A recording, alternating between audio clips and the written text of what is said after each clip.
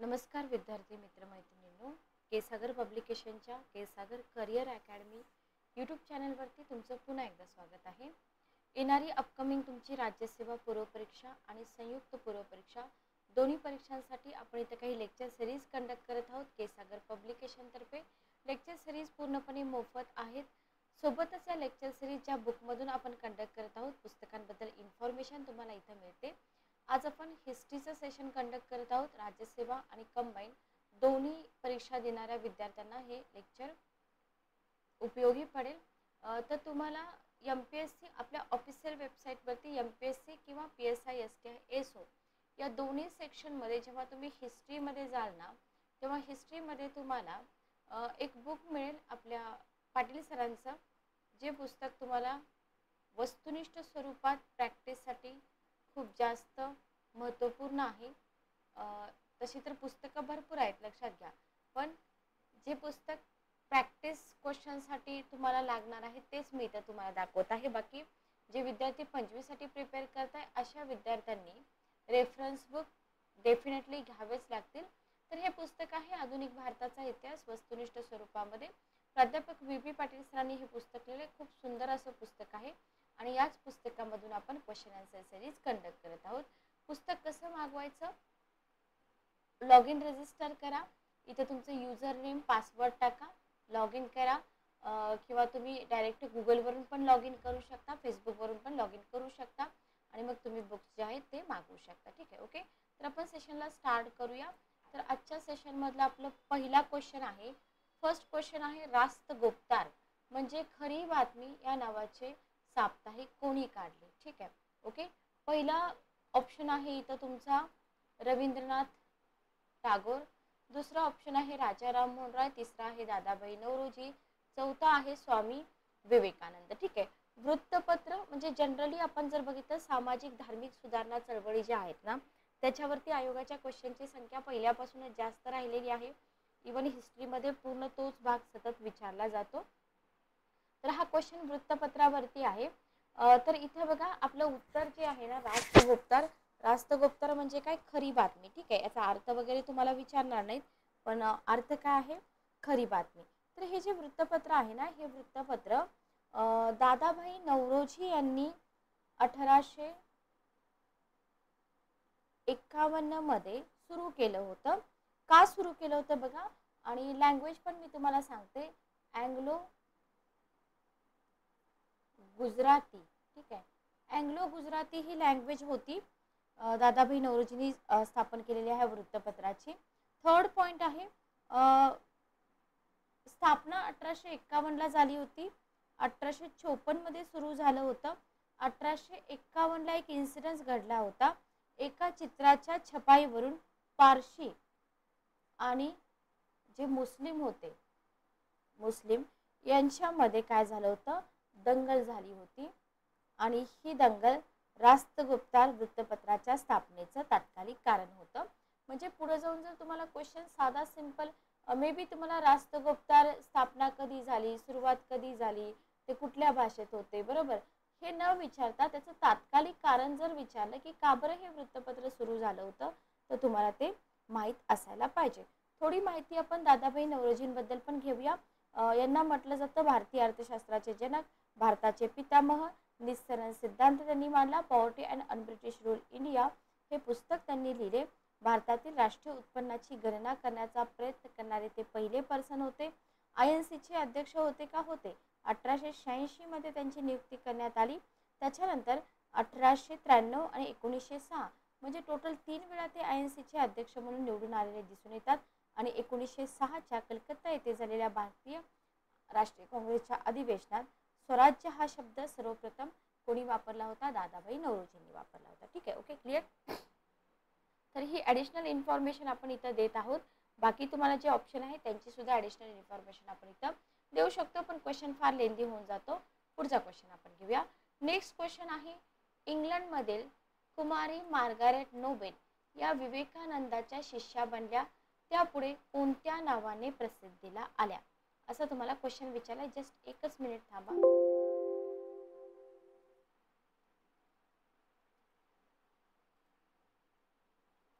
Okay, बघा question आहे, इंग्लंडमधील कुमारी मार्गारेट नोबेल या विवेकानंदाच्या शिष्या बनल्या, त्यापुढे कोणत्या नावाने प्रसिद्धीस आल्या, असा तुम्हाला इथं क्वेश्चन विचारलेला आहे.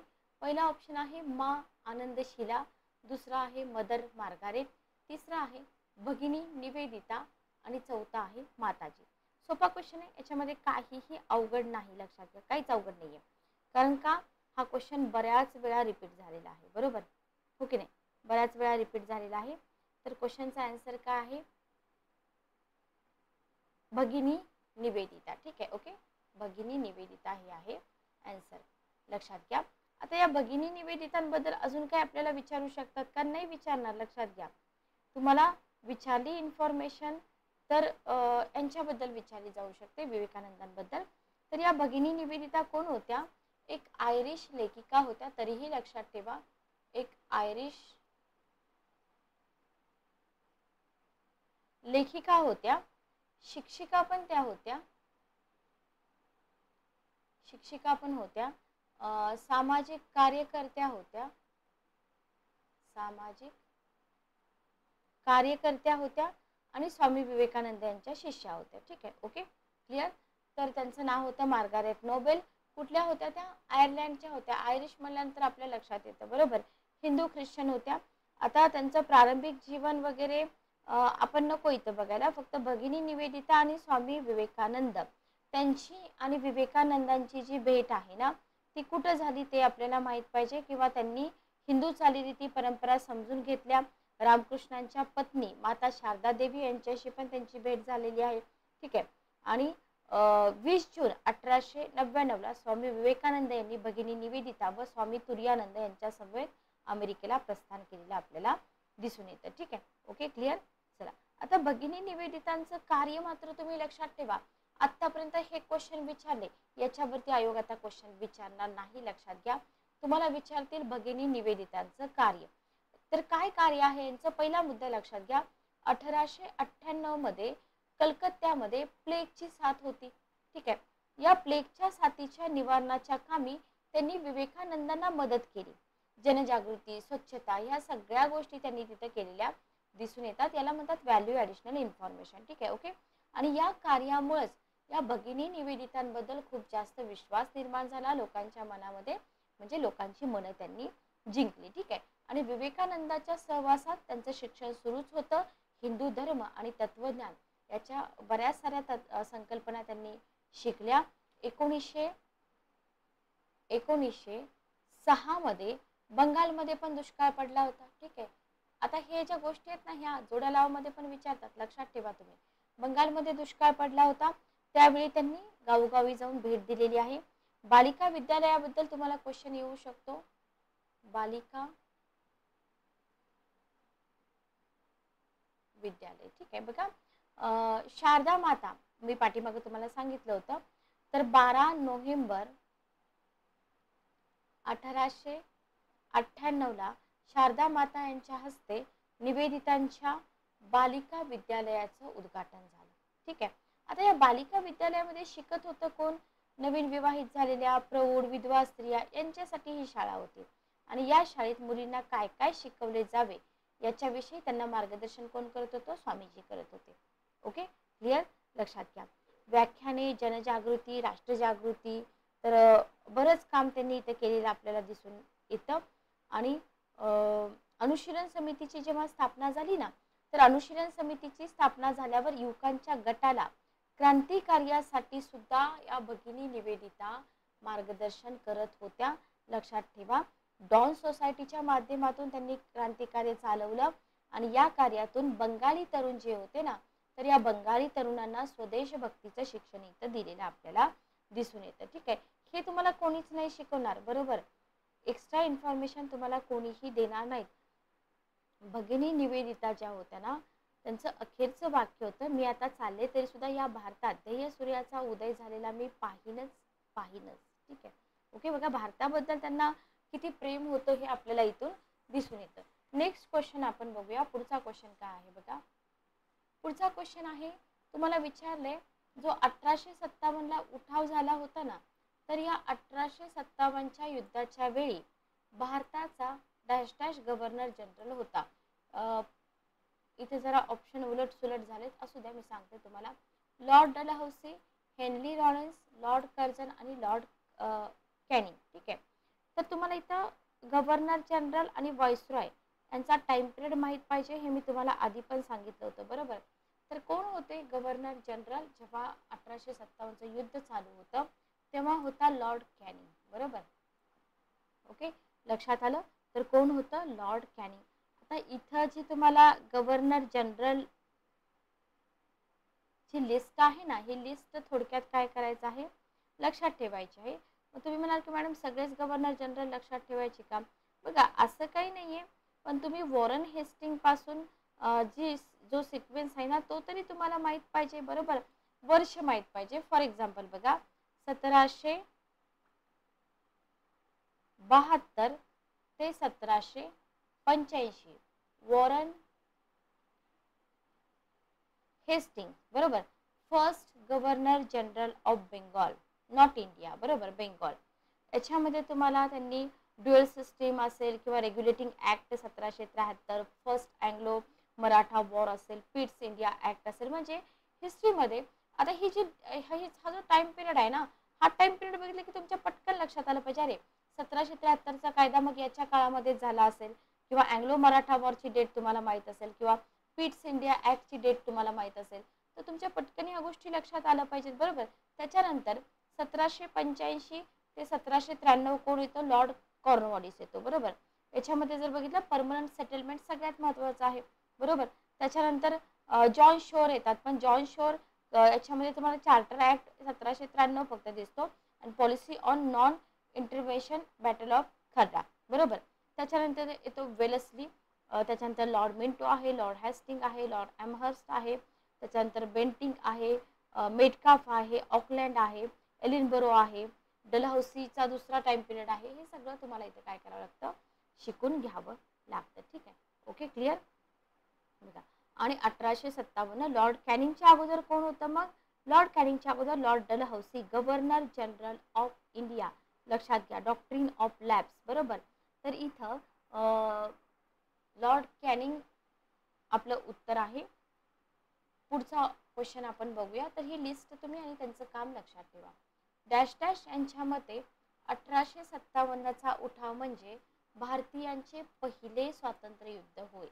पहिला ऑप्शन आहे नर फाटक, दुसरा आहे जॉन लॉरेन्स, तिसरा आहे रियासतकार सरदेसाई, चौथा आहे विनायक दामोदर सावरकर.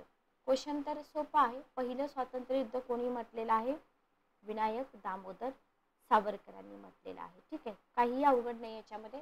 हा क्वेश्चन मी जास्त एक्सप्लेन करत नाही. त्याच्यानंतर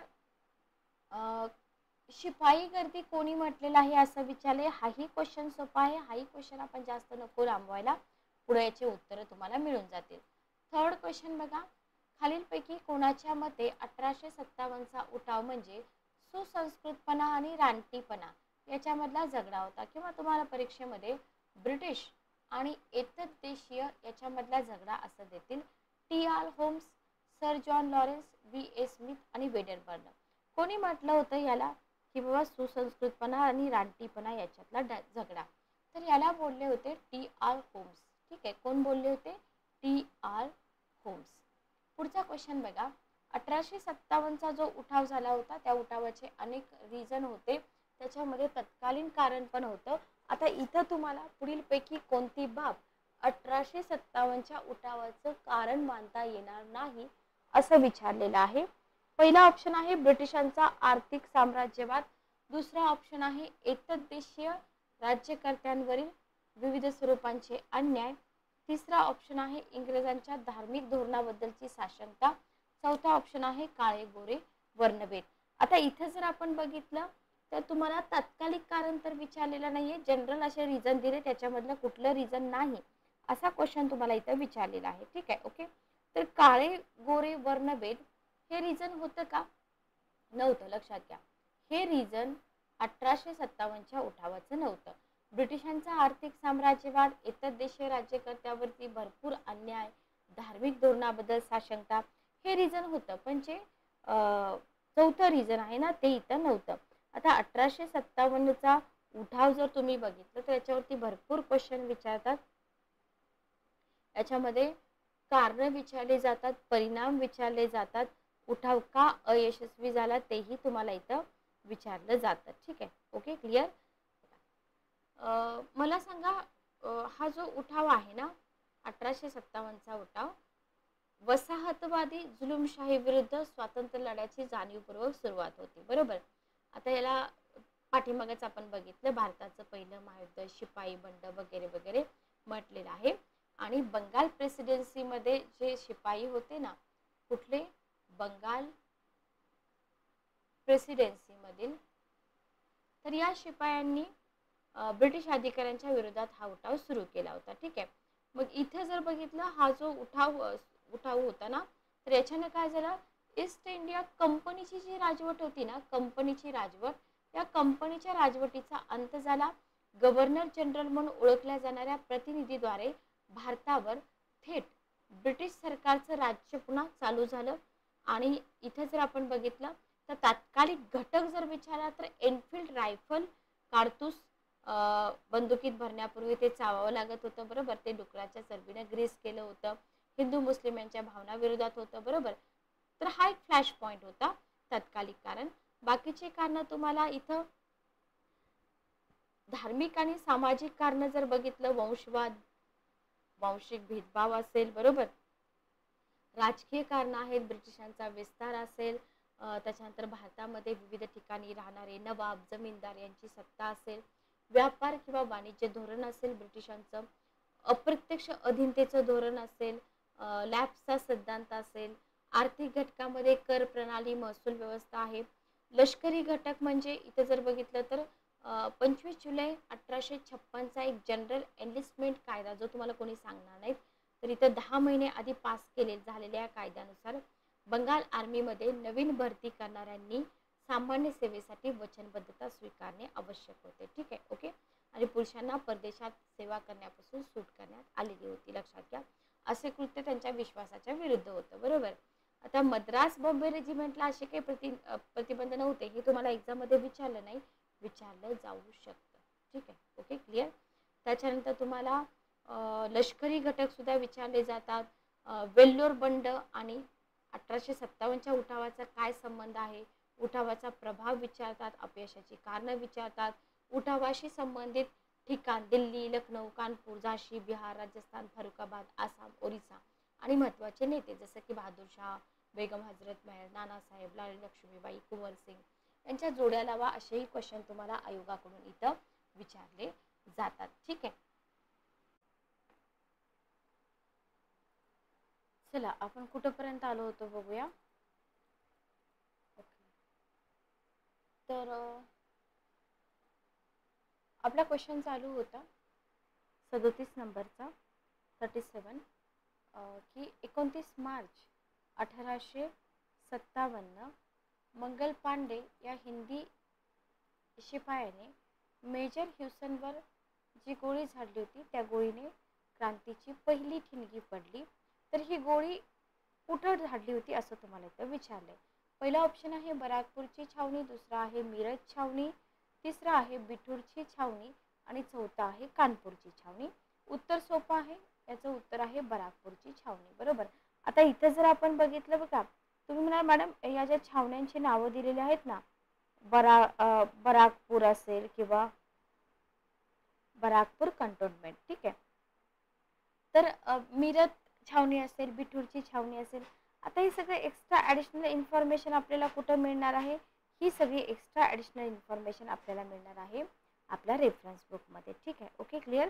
बाकी तुम्हाला स्पेसिफिक असं काही विचारणार नाहीत, पण 1857चा उठाव आणि बराकपूर छावणी सोबतच तुम्हाला काय विचारतील, सोबतच तुम्हाला बिठूरची छावणी विचारतील, कानपूरची छावणी विचारतील, जर स्पेसिफिक तिथं काही घटना घडल्या असतील तर. ठीक आहे, ओके. तर 1857च्या उठावाला कशी सुरुवात झाली, म्हणजे बघा स्वातंत्र्यपूर्व काळ जो होता ना, तिथं कलकत्ता जे शहर आहे की नाही, या कलकत्ता शहरापासून 16 मैल डिस्टन्सवरती एक शांत लष्करी छावणी होती, ज्याचं नाव होतं बराकपूरची छावणी. ठीक आहे, म्हणजे जर तुम्ही बघितलं तर पूर्व भारतातील बहुतेक भारतीय सैनिक या छावणीमध्ये तैनात होते आणि ब्रिटिश गव्हर्नर जनरलचं निवासस्थान सुद्धा इथंच होतं. मग दिवस होता 29 मार्च 1896. वार सुद्धा विचारला जातो तुम्हाला. वार होता रविवार आणि दुपारची शांतता भंग झाली मंगल पांडे यांच्यामुळे. ठीक आहे, ओके, क्लिअर. तर इथं प्रसिद्ध इतिहासकार आहेत बघा रुद्रांशू मुखर्जी यांनी म्हणून. तर त्यांनी त्यांच्या डेडलाईन 1857 रिवॉल्ट अगेन्स्ट द राज या पुस्तकामध्ये बऱ्याच गोष्टी लिहिलेल्या आहेत. आणि इथं काय घेतलं बघा, मंगल पांडेंनी काय केलं होतं, रेजिमेंटचा कोट अंगावर घातला होता पण ट्राउझर ऐवजी त्यांनी धोतर घातलं होतं आणि ते अनवाणी होते. त्यांच्याकडे एक लोडेड बंदूक होती आणि ते ओरडत होते आणि तिथं असलेले जे सैनिक आहेत ना, तर या सैनिकांना ते शिव्या पण देत होते की शिवीगाळ केली आणि म्हटलं की इंग्रज आले आहेत, मग तुम्ही त्यांच्या विरोधात लढायला का तयार नाहीत. ही कारतूस जर आपण वापरली तर आपला धर्म भ्रष्ट होईल. धर्मासाठी उभे राहा. मी हे करावं म्हणून तुम्ही मला भडकवलं, पण आता मात्र तुम्हीच माझी साथ देत नाहीयेत असं त्यांनी इथं बोललेलं दिसून येतं. आता इथं जे रायफल आहे किंवा मंगल पांडेचा खटला होता, त्यांची साक्ष असेल, कंटेंट नवीन नवीन विचारलं जातं, लक्षात ठेवा. ठीक आहे, ओके, क्लिअर. बघा इथं तुम्हाला जॉन विल्यम यांच्या द हिस्ट्री ऑफ सिपाई वॉर पुस्तकं सुद्धा बरीच विचारली जातात बघा. मंगल पांडेंनी झाडली लेफ्टनंट बोवरती गोळी, बरोबर. कुणावरती गोळी झाली? मंगल पांडे किती वर्षाचे होते? 22 वर्षाचे होते, बरोबर. 22व्या वर्षी ईस्ट इंडिया कंपनीच्या बंगाल सैन्यात ते सामील झाले. ओके. आणि त्यांनी 29 मार्चला 5:10 गोंधळ घातला. बो परेड ग्राउंडवर पोहोचले होते. या बोचं नाव पण लक्षात ठेवा. ठीक आहे, ओके. पण गोळ्या मंगल पांडेला लागल्या नाहीत. या घटनेनंतर त्या बो यांनी काय केलं, त्यांनी पण मंगल पांडेवर गोळीबार केला, पण ही गोळी कोणाला लागली? मेजर ह्युसनला लागली, लक्षात घ्या. ठीक आहे, सॉरी. तर तिथं घटनेनंतर मागून कोण आला? सार्जंट मेजर ह्युसन पण आला, लक्षात आलं. आणि मग इथं मंगल पांडे यांच्याकडे तलवार होती आणि त्यांनी पहिल्यांदा तलवारीनं हल्ला केलेला इथं दिसून येतो. हे सगळं पुस्तकात देत नाहीत, बरोबर, पण तुम्हाला खूप सारी इन्फॉर्मेशन आहे जी एक्स्ट्रा इन्फॉर्मेशन म्हणून इथं आपल्या पुस्तकातून मिळून जाईल. ओके. 11 मे 1857 क्रांतिकारकांनी दिल्ली ताब्यात घेतली तेव्हा कोण होता दिल्लीचा commissioner? John Lawrence, Hudson, Nicholson, Simon Fraser. तर तेव्हा होता दिल्लीचा कमिशनर सायमन फ्रेझर. नाव लक्षात ठेवा, कोण होतं? Simon Fraser. ठीक आहे, याच्याबद्दल काही जास्त इन्फॉर्मेशन तुम्हाला आयोग विचारणार नाही. नेक्स्ट क्वेश्चन बघा, क्रांतिकारकांनी 12 मे 1857 रोजी कोणाला दिल्लीचा बादशाह म्हणून घोषित केलं? नानासाहेब, शाह आलम, जवाबत का, बहादूर शाह. तर इथे नानासाहेबांवरती ऑलरेडी आयोगाने क्वेश्चन विचारलेले आहेत. नानासाहेबांबद्दल जास्त हिस्ट्री वाचू नका, मराठ्यांचा इतिहास विचारला जात नाही. फक्त नानासाहेब आणि त्यांचा 1857च्या उठावामधला जो सहभाग आहे त्याच्यावरती क्वेश्चन विचारला जातो. याचं उत्तर आहे बहादूर शाह. काय आहे उत्तर? बहादूर शाह. तर बघा, क्रांतिकारकांनी बहादूर शाहला दिल्लीचा बादशाह म्हणून घोषित केलं. ठीक आहे, ओके. नेक्स्ट क्वेश्चन आहे, डॅश डॅश हे क्रांतिकारकांनी क्रांतीचं प्रतीक ठरविलं होतं? जलथा निकारा, तलवार, लाल कमळाचं फूल आणि गुलाबाचं फूल. सिम्बॉल वगैरे विचारले जातात. तर क्रांतिकारकांनी जे प्रतीक ठरवलं होतं ते होतं लाल कमळाचं फूल. काय होतं? लाल कमळाचं फूल, लक्षात ठेवा. ठीक आहे, ओके, क्लिअर. नेक्स्ट बघा, पुढचा क्वेश्चन तुम्हाला इथं क्रांती युद्धाची पूर्वनियोजित तारीख विचारलेली आहे. ठीक आहे, हिस्ट्री म्हटलं की डेटवरती क्वेश्चन आलेच, बरोबर. तर पहिला ऑप्शन आहे 11 मे 1857, दुसरा ऑप्शन आहे 30 जून 1857, तिसरा ऑप्शन आहे 29 मार्च 1857 आणि चौथा ऑप्शन आहे 31 मे 1857. तर काय होती पूर्वनियोजित तारीख? तर पूर्वनियोजित तारीख होती 31 मे 1857. ठीक आहे, ओके, क्लिअर. चला, जून नाही आहे बघा, मे आहे, 31 मे 1857. नेक्स्ट क्वेश्चन बघा, the ablest of the rebel leaders या शब्दात डॅश डॅश याने झाशीच्या राणीचा गौरव केला? पहिला ऑप्शन आहे व्ही.ए. स्मिथ, दुसरा आहे सर जॉन लॉरेन्स, तिसरा आहे रियासतकार सरदेसाई, चौथा आहे डॉक्टर S.N. सेन. उत्तर काय आहे बघा या क्वेश्चनचं? तर व्ही.ए. स्मिथ जो होता ना, व्ही.ए. स्मिथ, तर या व्ही.ए. स्मिथनं the ablest of the rebel leaders या शब्दामध्ये इथं झाशीच्या राणीचा गौरव केलेला आपल्याला दिसून येतो. आता इथं तुम्हाला जॉन लॉरेन्स आहेत, रियासतकार सरदेसाई आहेत, एस.एन. सेन यांचे ऑप्शन का दिलेत? यांनी 1857च्या उठावाबद्दल काहीतरी उद्गार काढलेले आहेत म्हणून तुम्हाला इथं ते ऑप्शनमध्ये दिसून येतात. पुढचा क्वेश्चन बघा. 30 जून 1857ला डॅश डॅश यांना क्रांतिकारकांनी पेशवा म्हणून जाहीर केले. नानासाहेब, तिसरा बाजीराव, तात्या टोपे, चिमासाहेब. इथे जेवढे ऑप्शन आहेत ना या सगळ्यांवरती आयोग क्वेश्चन विचारतो तुम्हाला. ठीक आहे, चला उत्तर काय असेल बघा आपलं. 43 नंबरचा क्वेश्चन. नानासाहेब बरोबर. कुणाला केलं होतं? नानासाहेबांना. तर तुम्ही काय करू शकता माहिती का? स्पेसिफिक नानासाहेब पेशवा बरोबर, नानासाहेब पेशवा आणि 1857चा उठाव यांच्याबद्दल जी माहिती मिळेल ना तेवढी फक्त माहिती तुम्ही इथं करून घ्या. बाकी तुम्हाला नानासाहेब पेशवांचा कोणताही इतिहास करायची गरज नाही. ठीक आहे, ओके क्लिअर. म्हणजे एक बंडखोर नेते होते ते किंवा त्यांचा रोल काय होता 1857च्या उठावामध्ये, इतकंच आपल्याला करायचं आहे, बाकी काही नाही. नेक्स्ट क्वेश्चन बघा. नेक्स्ट क्वेश्चन आहे 1857ची क्रांती फसल्यानंतर नानासाहेबांनी आपलं उरलेलं जे आयुष्य आहे ते कुठं व्यतीत केलं? ब्रह्मावर्त, भूतान. ठीक आहे, दुसरा ऑप्शन आहे भूतान, तिसरा आहे सिलोन, चौथा आहे नेपाळ. संयुक्त पूर्व परीक्षेला हा क्वेश्चन विचारला होता. ओके, संयुक्त पूर्व परीक्षेला हा क्वेश्चन विचारला होता. दत्तक वारस नामंजूर झाल्यावर नानासाहेबांनी त्यांचे वकील अजीमुल्ला खान यांना इंग्लंडमध्ये पाठवलं होतं बरोबर. 1857च्या समरामध्ये तात्या टोपे, झाशीची राणी ही त्यांच्या कामी आली होती. नानासाहेब नेपाळला निघून गेले, उठाव यशस्वी होऊ शकला नाही बरोबर. तर इथं उत्तर काय आहे आपलं? नेपाळ. सन 1857च्या क्रांतीची ठिणगी पडण्यास आता इथे तुम्हाला तत्कालीन कारण विचारले ना, आर्थिक विचारले ना, धार्मिक विचारले ना, सामाजिक विचारले.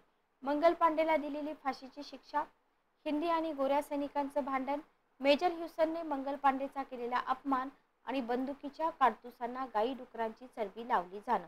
45 नंबरचा क्वेश्चन तुम्हाला विचारलाय. तुम्हाला 45 नंबरच्या क्वेश्चन मध्ये विचारले तत्कालिक कारण. तर तत्कालिक कारण आपण बघितलं तर इवन मी तुम्हाला सगळीच कारणं सांगितलेली आहेत. तर उत्तर आहे बंदुकीच्या काडतुसांना गाई आणि डुकरांची चरबी लावणं. आणि ही काडतुस म्हणजे आपल्या दातांनी तोडावी लागत होती, त्याच्यामुळे काय होत होतं? धर्म भ्रष्ट होत होता. ठीक आहे, ओके क्लिअर. नेक्स्ट बघा. सन 1857च्या क्रांतीच्या ज्वाला थोड्याफार प्रमाणात महाराष्ट्रात पोहोचल्या होत्या. खालीलपैकी कोणत्या शहरात हिंदी शिपायांनी उठाव केला नाही असं तुम्हाला विचारले? पहिला ऑप्शन आहे कोल्हापूर, दुसरा ऑप्शन आहे सातारा, तिसरा ऑप्शन आहे औरंगाबाद आणि चौथा ऑप्शन आहे मुंबई. महाराष्ट्राचा इतिहास भारताच्या पार्श्वभूमीवर पी.बी. पाटील सरांचं पुस्तक आहे. त्या पुस्तकामध्ये तुम्हाला हे सगळे क्वेश्चन मिळून जातात, थेरी मिळून जाते. तर याचा आन्सर काय आहे बघा? मुंबई. मुंबई या शहरामध्ये शिपायांनी उठाव केला नाही. लक्षात घ्या, मुंबई हे जे शहर होतं तर या मुंबई शहरामध्ये शिपायांनी उठाव केलेला नाही असं आपल्याला इथं दिसून येतं. ठीक आहे, ओके क्लिअर. बाकी कोल्हापूरला केला होता, साताऱ्याला पण केला होता, औरंगाबादला पण केला होता.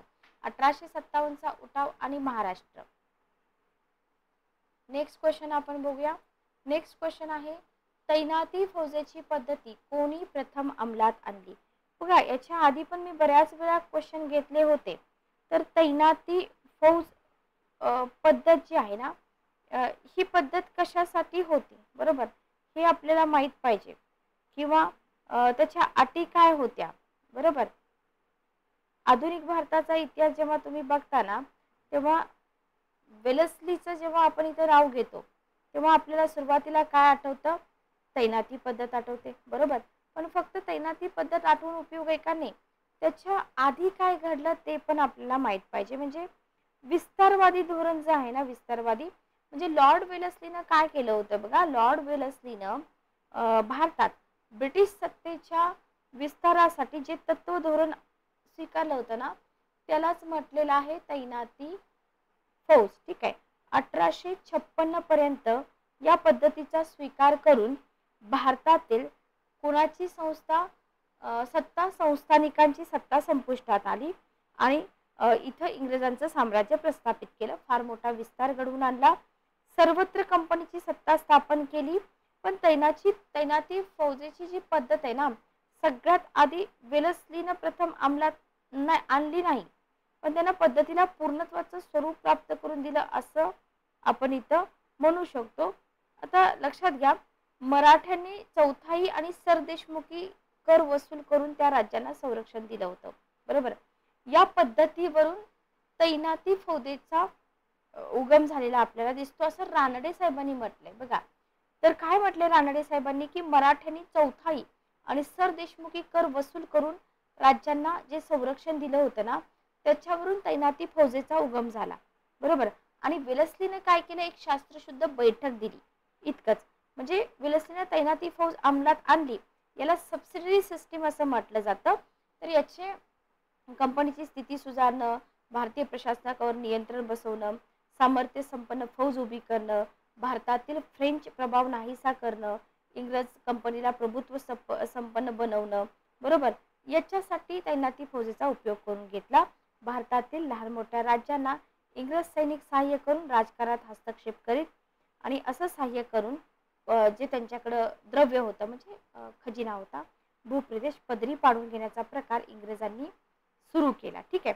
आता तैनाती फौजेची वैशिष्ट्ये काय होती बघा, तर त्यांच्या धोरणानुसार दुर्बल राज्यांना त्यांच्या संरक्षणासाठी एक फौज दिली गेली. बरोबर. ओके. आणि त्या बदल्यात देशी राज्याचे कंपनीस रोख रकमेऐवजी काही प्रदेश द्यावा लागत होता.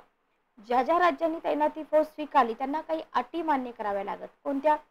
संरक्षणासाठी तैनाती फौज स्वीकारा, फौजेच्या खर्चासाठी कंपनीला कायमचा प्रदेश द्या, प्रदेशावरील कंपनीची सत्ता मान्य करा, आपल्या राज्यातील सगळे परराष्ट्र व्यवहार ईस्ट इंडिया कंपनीच्या नियंत्रणाखाली करा आणि आपल्या दरबारात म्हणजे राजधानीत एक इंग्रज रेसिडेंट अधिकारी ठेवावा, ज्याच्या मार्गदर्शनानुसारच काय केलं जाईल, राज्यकारभार केला जाईल. ठीक आहे. Okay, clear.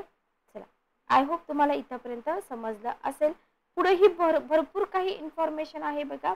लॉर्ड डलहौसी येतात, विलिनीकरण सिद्धांत किंवा खालसा धोरण असेल, तर तैनाती फौज ठेवली तर डलहौसीने आपल्या प्रसिद्ध विलिनीकरणाच्या तत्वानुसार राज्य खालसा केलेली आपल्याला दिसून येतात. ठीक आहे.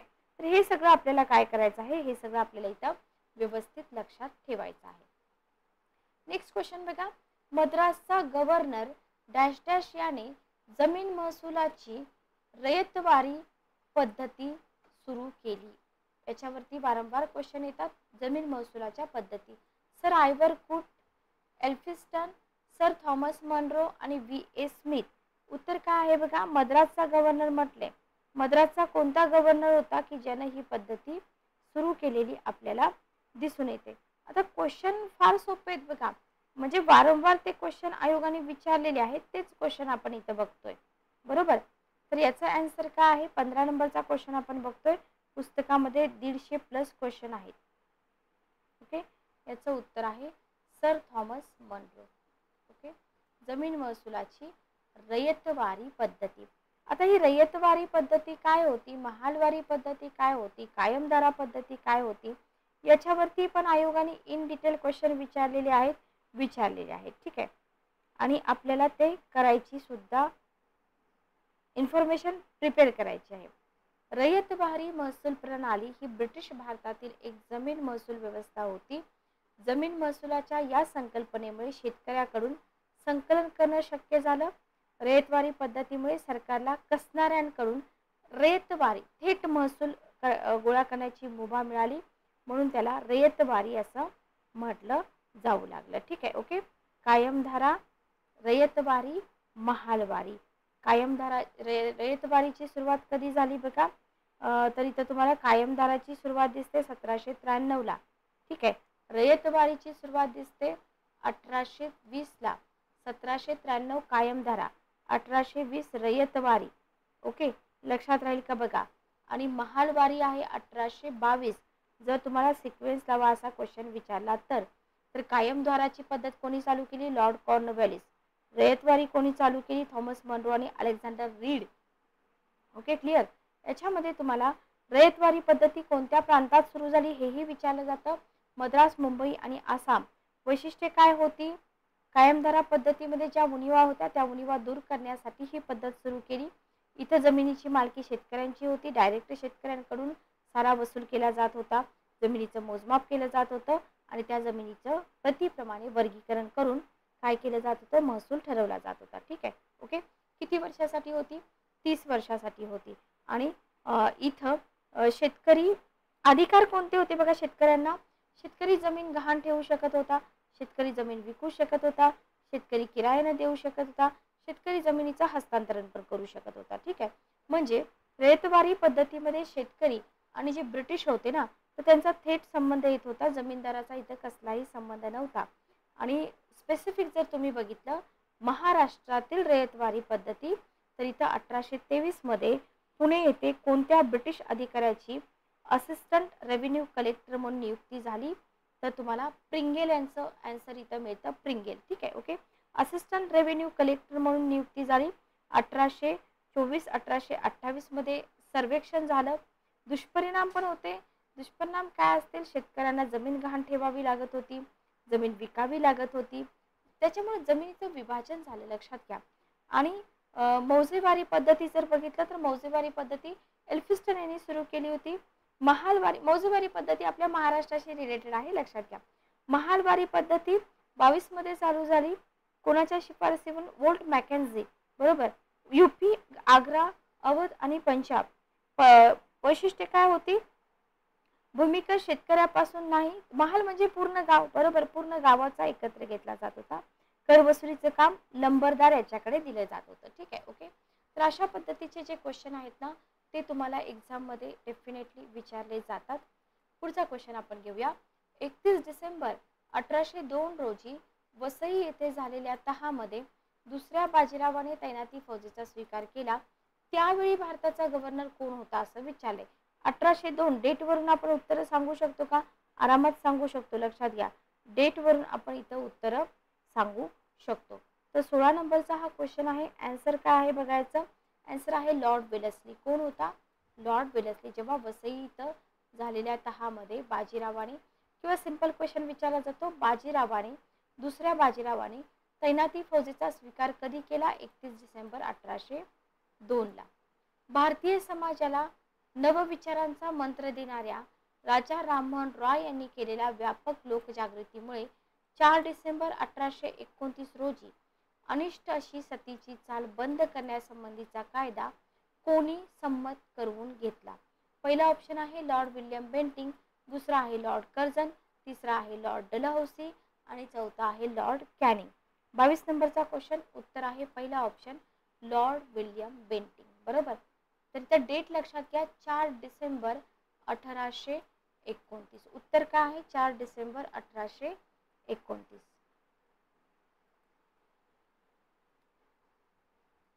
नेक्स्ट क्वेश्चन बघा.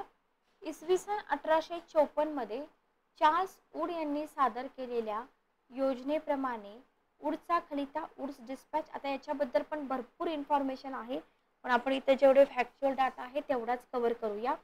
तर यांच्या योजनेप्रमाणे शैक्षणिक सुधारणा अंमलात आणल्या, बरोबर. पहिला ऑप्शन आहे लॉर्ड बेंटिंग, दुसरा आहे लॉर्ड कॅनिंग, तिसरा आहे लॉर्ड कर्झन, चौथा आहे लॉर्ड वेलेस्ली. डेट बघा, डेट वरून तुम्ही उत्तर इथं आरामात देऊ शकता. उत्तर काय येईल? 1854 लॉर्ड डलहौसी. ठीक आहे. वुड्स डिस्पॅच बद्दल इन्फॉर्मेशन जर तुम्हाला हवी असेल, किंवा तुम्ही जर म्हणत असाल की मॅडम थोडीशी इन्फॉर्मेशन आम्हाला स्पेसिफिक टॉपिकची द्या, तर आपण इथं लेक्चर कंडक्ट करूया. आणि आजच्या लेक्चरमधून सगळ्यात मोठा क्वेश्चन तुमच्यासाठी की लाईव्ह लेक्चर सुरू करावेत अशी किती विद्यार्थ्यांची इच्छा आहे? ठीक आहे, ओके. चला नेक्स्ट क्वेश्चन आपण घेऊया. डॅश डॅश हा पेशवाई नंतरचा मुंबई इलाक्याचा पहिला गव्हर्नर बनला. Sir Thomas Munro, Mount Stuart, Elphinstone,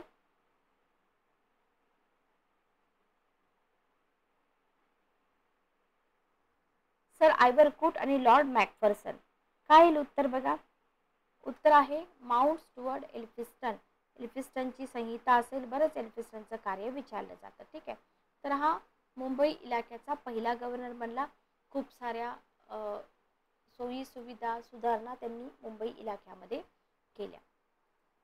खाली काही ब्रिटिश गव्हर्नर जनरल आणि त्यांनी केलेल्या महत्त्वपूर्ण कामगिरी यांच्या जोड्या दिल्या. तुम्हाला चुकीची जोडी ओळखायची आहे.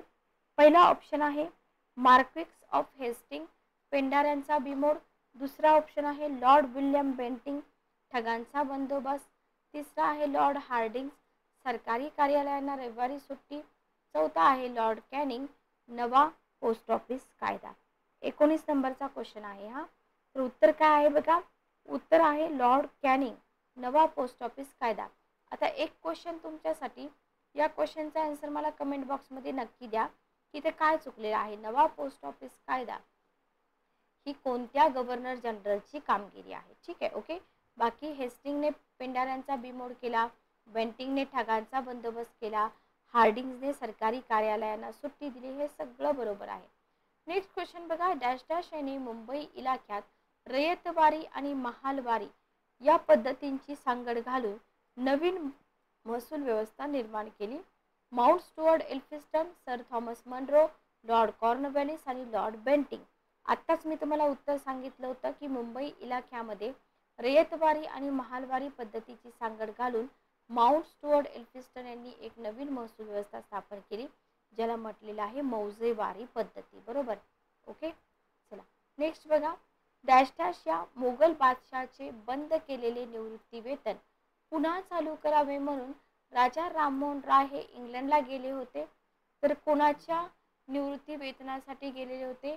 अकबर शहा, जवाबत खान, शाह आलम आणि बहादूर शाह. ओके, उत्तर काय आहे बघा, तर कोणासाठी गेलेले होते असं आपल्याला इथं विचारलेलं आहे.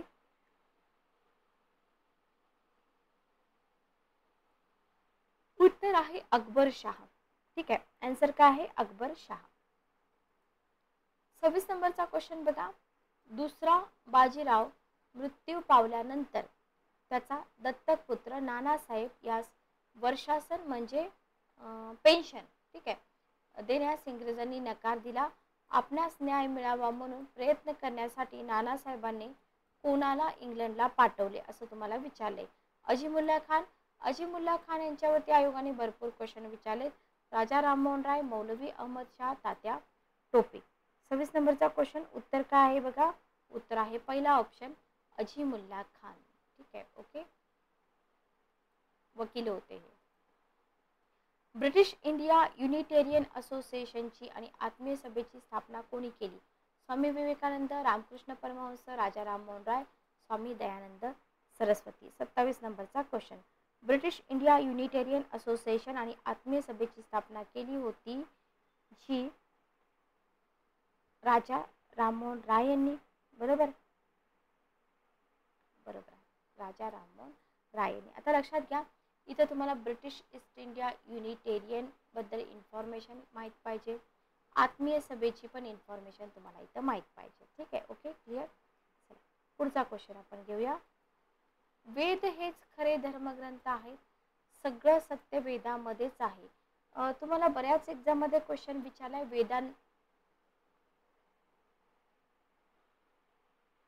वेदांची बाजू घेणारे आणि वेदांची न बाजू घेणारे समाजसुधारक. ठीक आहे, ओके. उत्तर काय येईल बघा, उत्तर आहे आपलं ऑप्शन आहे स्वामी विवेकानंद, राजा राममोहन राय, रामकृष्ण परमहंस, स्वामी दयानंद सरस्वती.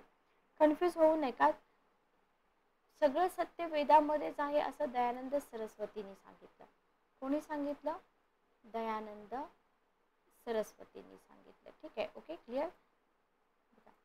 तर इथं तुम्हाला राजा राममोहन राय यांचा एक ऑप्शन आहे. तर मला सांगा, राजा राममोहन राय यांनी वेदांबद्दल काय वक्तव्य काढलेलं आहे, किंवा स्वामी विवेकानंदांचं वेदांबद्दल काय मत होतं, रामकृष्ण परमहंस यांचं काय मत होतं. आता जर आपण इथं रामकृष्ण परमहंस यांच्याबद्दलची इन्फॉर्मेशन घेतली, क्वेश्चन येतात का? येतात बघा क्वेश्चन. कोण होते रामकृष्ण परमहंस? बंगालमध्ये होऊन गेले. स्वामी विवेकानंदांचे तुम्ही गुरु म्हणू शकता, बरोबर, किंवा त्यांना शिष्य म्हणा. Okay, clear. तर त्यांनी आधुनिक धर्मप्रबोधनामध्ये कामगिरी बजावलेली आपल्याला दिसून येते. विचार केला आपण इथं तर तुम्हाला संत संप्रदायावरती सुद्धा क्वेश्चन दिलेले आहेत, विचारलेले आहेत आयोगाने. नाथ पंथावरती सुद्धा पाठीमागच्या एक्झाममध्ये तुम्हाला क्वेश्चन विचारलेत. तर व्ही पाटील सरांच्या पुस्तकाची ही जी सिरीज आहे, ही सिरीज आपण नक्कीच चालू ठेवूया. फक्त तुम्हाला काय करायचं आहे, काही क्वेश्चन मी तुम्हाला खूप डीपमध्ये एक्सप्लेन करून सांगितले, तर तशा पद्धतीनं तुम्हाला हे क्वेश्चन डीपमध्ये एक्सप्लेन करून घ्यायचे आहे, जेणेकरून तुमची जी तयारी आहे ना, ती तयारी तुमची व्यवस्थित झाली पाहिजे. चारीच्या चारी ऑप्शनचा संबंध कुठं आहे ते आपल्याला समजलं पाहिजे. रेफरन्स बुक काढा, रेफरन्स बुकमध्ये बरीच माहिती आहे. फॉर एक्झाम्पल तुम्हाला जर इथं मी सांगितलं, एकच मिनिट थांबा, आपण एक ब्लँक पेज घेऊया आणि मग सांगूया.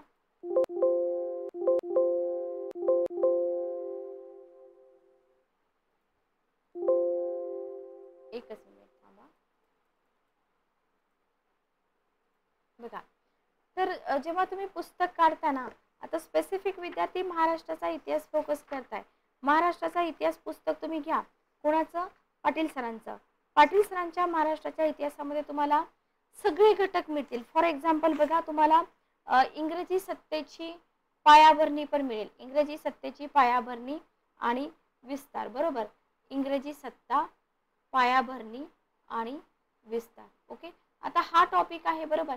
या टॉपिकशी रिलेटेड तुम्हाला पार्श्वभूमी, बंगाल प्रांतावर इंग्रजांचं नियंत्रण, बंगालमध्ये इंग्रजी सत्तेची स्थापना, बक्सारची लढाई, क्लाईव्हची दुसरी कारकीर्द, हेस्टिंगच्या सुधारणा, वेलस्ली, डलहौसी सगळं मिळेल. त्याच्यानंतर तुम्हाला हे झाल्यानंतर तुम्हाला महाराष्ट्रातील इंग्रजी राजवट, त्याच्यामध्ये तुम्हाला पुन्हा पार्श्वभूमी, माउंट स्टुअर्ट एल्फिस्टन, ब्रिटिश पूर्व काळामध्ये शिक्षण पद्धती, शिक्षणाचं स्वरूप, वृत्तपत्र, मराठी वृत्तपत्र, वृत्तपत्रांचा समाज जीवनावर काय परिणाम झाला, त्याच्यानंतर ब्रिटिश राजवटीतील कृषी व्यवसाय, मुंबई इलाख्यामधल्या रयतवारी पद्धती, मौजेवारी पद्धती, कंपनी राजवटीचा टाळेबंद, सामाजिक धार्मिक सुधारणा पण तुम्हाला मिळतील स्पेसिफिक पुस्तकमध्ये. सामाजिक धार्मिक सुधारणा म्हणजे समाज सुधारक, बरोबर. फॉर एक्झाम्पल राजा राममोहन राय, ब्राह्मो समाज, प्रार्थना समाज, आर्य समाज, थिओसॉफिकल सोसायटी. आणि त्याच्यानंतर तुम्हाला पुढचा टॉपिक मिळतो 1857चा उठाव. हा उठाव संपूर्ण भारतात जरी झालेला असला तरी स्पेसिफिक महाराष्ट्राच्या इतिहासाचे जे पुस्तक आहे ना, तिथं तुम्हाला महाराष्ट्राशी रिलेटेडच मुद्दे दिसून येतील. ठीक आहे. त्याच्यानंतर तुम्हाला भारतीय राष्ट्रवादाचा उदय आहे, INCची स्थापना आहे, जहाल मतवादी कालखंड आहे, स्वातंत्र्य आंदोलनामधलं गांधी पर्व असेल, त्याच्यानंतर तुम्हाला महत्त्वपूर्ण चळवळी असतील, आंबेडकरांची चळवळ असेल, जातीयवादाचा उदय असेल, लीगची स्थापना आहे, क्रांतिकारी डाव्या चळवळी तुम्हाला विचारल्या जातात, जे आयोग तुम्हाला नेहमी विचारतं. स्वातंत्र्य उत्तर प्रारंभीचा कालखंड पण विचारला जातो स्पेसिफिक कंबाईनला. आणि भाषावार प्रांतरचना, संयुक्त महाराष्ट्र चळवळ अधूनमधून आयोग विचारतं, प्रत्येक वेळेस विचारतं असं नाही. फक्त 1960 ते 1990चा जो कालखंड आहे की नाही, आफ्टर इंडिपेंडन्स, हा तुम्हाला जास्त विचारला जात नाही, लक्षात घ्या. ठीक आहे. ओके, विचारला जातो, पण कुठं विचारला जातो माहिती का? तुम्हाला मुख्य परीक्षेमध्ये विचारला जातो. तर आजचं जे सेशन होतं ते कसं वाटलं कमेंट करून नक्की सांगा. जर आवडलं असेल तर लाईक, शेअर आणि सबस्क्राईब करायला विसरू नका.